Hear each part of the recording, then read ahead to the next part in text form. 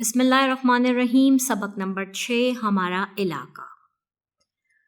پیارے بچوں، آپ کہاں رہتے ہیں؟ آپ کے گھر کے ارد گرد کیا ہے؟ اب ذرا اس تصویر کو غور سے دیکھیے۔ کیا آپ کو اس تصویر میں مختلف طرح کے گھر نظر آ رہے ہیں؟ آپ کے گھر کے ارد گرد کون کون سی جگہ ہیں؟ آؤ سیکھیں۔ محلہ کسے کہتے ہیں؟ گھروں کی مختلف اقسام کون سی ہوتی ہیں؟ آؤ جانیں۔ دنیا کی آبادی کا تقریباً 20% حصہ مناسب گھروں کی سہولیات سے محروم ہے۔ اللہ تیرا شکر کہ اس نے ہمیں رہنے کے لیے گھر جیسی نعمت عطا کر رکھی ہے۔ محلہ، ہم جہاں رہتے ہیں اسے گھر کہتے ہیں۔ ہم گھر میں اپنے والدین اور بھائی بہن کے ساتھ رہتے ہیں۔ ہمارے گھر کے ارد گرد بہت سے گھر ہوتے ہیں۔ یہ ہمارے ہمسائے ہیں۔ ہم سب ایک دوسرے کا بہت خیال رکھتے ہیں۔ بہت سے گھر مل کر ایک محلہ بناتے ہیں۔ ہم سب خوشی غمی میں ایک دوسرے کا ساتھ دیتے ہیں، ایک دوسرے کی مدد کرتے ہیں اور ایک دوسرے کا خیال رکھتے ہیں۔ جی پیارے بچوں، اب آپ مجھے بتائیے کہ کیا آپ کے گھر کے ارد گرد بھی بہت سے گھر ہیں؟ کیا آپ اپنے ہمسایوں کا اور کیا آپ کے ہمسائے آپ کا خیال رکھتے ہیں؟ کیا آپ ایک دوسرے کی مدد کرتے ہیں؟ ہم سب کو اپنے ہمسایوں کا خیال رکھنا چاہیے۔ تصویر کو ذرا غور سے دیکھیے، آپ کو کیا نظر آ رہا ہے؟ آپ کو نظر آ رہا ہے ایک گھر اور اس کے ارد گرد اس کے ساتھ موجود بہت ساری چیزیں۔ مثلا ہمیں نظر آ رہا ہے ہسپتال، ہمیں نظر آ رہا ہے پارک، ہمیں نظر آ رہا ہے دفتر، ہمیں نظر آ رہی ہے مسجد، ہمیں نظر آ رہا ہے بینک۔ اب کیا آپ مجھے بتائیں گے کہ آپ کے گھر کے ارد گرد کیا چیزیں موجود ہیں؟ گھروں کی مختلف اقسام۔ پیارے بچوں، کیا آپ کا گھر اور آپ کے ہمسایوں کے گھر ایک جیسے؟ جی نہیں، ہمارے گھر مختلف طرح کے ہوتے ہیں اور ہمارے ارد گرد کئی طرح کے گھر ہوتے ہیں۔ کچے گھر، یہ گھر مٹی کے بنے ہوتے ہیں۔ اب عام طور پر یہ گاؤں میں ہی نظر آتے ہیں۔ کیا آپ نے کبھی کچا گھر دیکھا ہے؟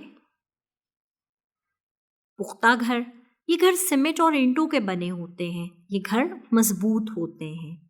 2 منزلہ گھر، شہروں میں عام طور پر ایسے گھر دکھائی دیتے ہیں۔ یہ 2 منزلہ ہوتے ہیں۔ فلیٹ، جیسے جیسے شہر کی آبادی بڑھتی جا رہی ہے، لوگوں کے لیے جگہ بھی کم ہو رہی ہے۔ اب لوگ زیادہ تر فلیٹس میں رہتے ہیں۔ جھونپڑی، کچھ لوگ جھونپڑیوں میں بھی رہتے ہیں۔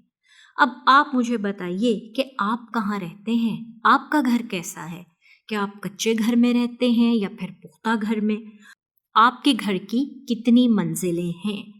کیا کہیں آپ فلیٹ میں تو نہیں رہتے؟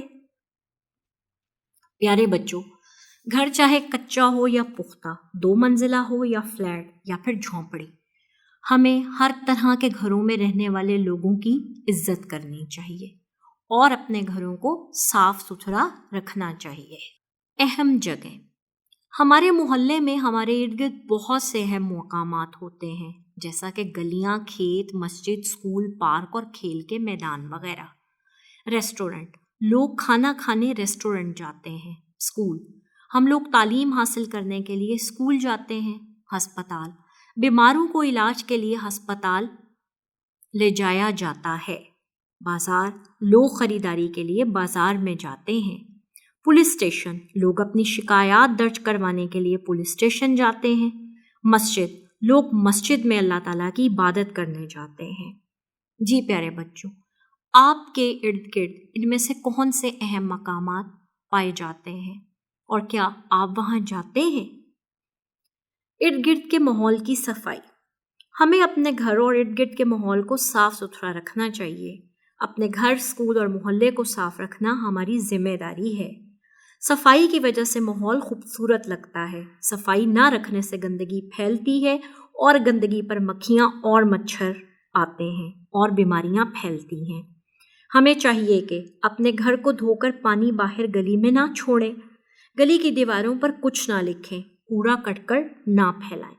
جی پیارے بچوں، کیا اپنے گھر کے ساتھ ساتھ اپنے ارد گرد کے ماحول کو بھی صاف رکھتے ہیں؟ کیا آپ کے ارد گرد کا ایریا، آپ کے ارد گرد کا علاقہ، آپ کا محلہ صاف ستھرا نظر آتا ہے؟ آؤ خود کو پہچانیں، کیا آپ اپنے محلے کو صاف رکھتے ہیں؟ اس سبق سے میں نے سیکھا کہ آس پاس کے علاقے کو محلہ کہتے ہیں. ہمیں اپنے ارد گرد کے ماحول کو صاف رکھنا چاہیے. گھر مختلف طرح کے ہوتے ہیں.